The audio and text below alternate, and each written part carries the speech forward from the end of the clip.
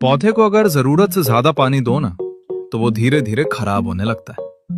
इसलिए नहीं क्योंकि उसे केयर नहीं मिली, बल्कि इसलिए क्योंकि उसे हद से ज्यादा केयर मिली। रिलेशनशिप्स भी कुछ ऐसे ही होते हैं। जब हम किसी के लिए हर वक्त अवेलेबल रहने लगते हैं, हर बार पहले मैसेज करते हैं, उनकी हर छोटी बात का ख्याल रखते हैं, तो धीरे धीरे हमारी एफर्ट्स उनके लिए स्पेशल नहीं रहती, वो बस आदत बन जाती है।